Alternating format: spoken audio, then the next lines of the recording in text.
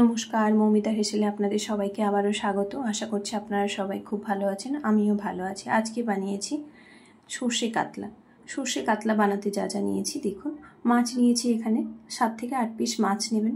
তার সাথে নিয়েছি 3 চামচ মতো টক দই আর কিছুটা কাঁচা লঙ্কা। কাঁচা লঙ্কাটা দুভাগ করে কেটে নিতে হবে।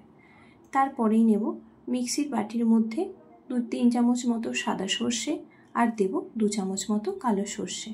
এই কালো সর্ষে আর সাদা সর্ষে আর টক দই একসাথে আমি এটা পেস্ট করে নেব। আর 2টো কাঁচা লঙ্কা এর মধ্যে দিয়েই আমি পেস্ট করে নেব।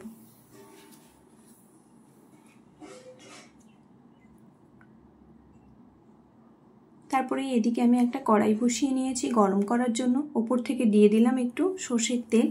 সর্ষের তেলটা আমি এরম পরিমাণে দিয়েছি, মাছগুলো সবই ভাজা হয়ে যাবে এই তেলের মধ্যে। মাছটাতে আমি আগে থেকে লবণ, হলুদ আর একটুখানি সর্ষের তেল মেখে রেখেছিলাম, সেটাই এবার আমি ভালো করে মাছটাকে ভেজে নেব।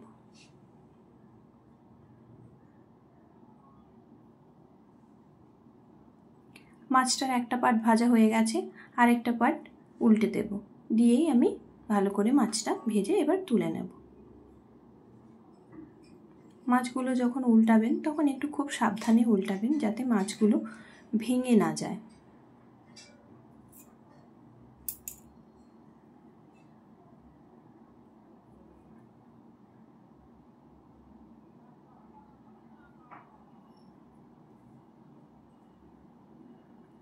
দেখুন আমার মাছ ভাজাগুলো হয়ে গেছে, এগুলো আমি এবার সব তুলে নিলাম।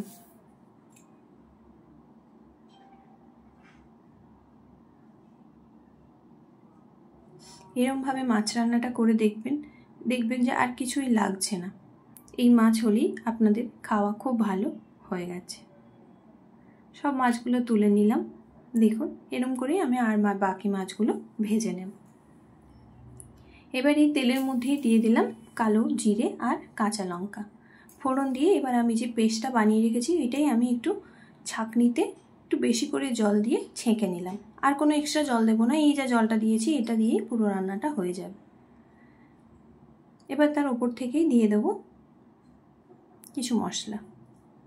দিয়ে দিলাম অল্প একটু লবণ আর দেব অল্প একটুখানি হলুদের গুঁড়ো।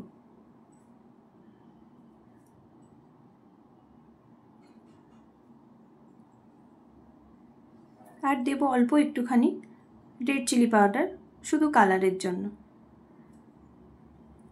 দিয়ে এটা মিশিয়ে নিয়ে মিনিট 5 মতো ফুটে উঠলেই তারপরে রেডি হয়ে যাবে ঝোল। ঝোলটা ফুটে উঠেছে, এবার দিয়ে দিলাম মাছগুলো। মাছটা দিয়ে খুব বেশি সময় রান্না করব না, অল্প একটু সময় ফুটে গেলেই আমরা মাছটা নামিয়ে নেব। সব মাছগুলো আমার দেওয়া হয়ে গেছে। দেখুন রান্না একেবারে রেডি, এবার আমি নামিয়ে নেব। আমার রান্নাটা যদি ভালো লাগে অবশ্যই লাইক, কমেন্ট, সাবস্ক্রাইব করতে ভুলবেন না। পাশে থাকা বেল বাটনটা প্রেস করবেন যাতে পরের ভিডিওগুলো খুব সহজেই আপনাদের কাছে চলে আসে। আবারও দেখা হচ্ছে অন্য কোনো ভিডিওতে। আজকের মতো ধন্যবাদ।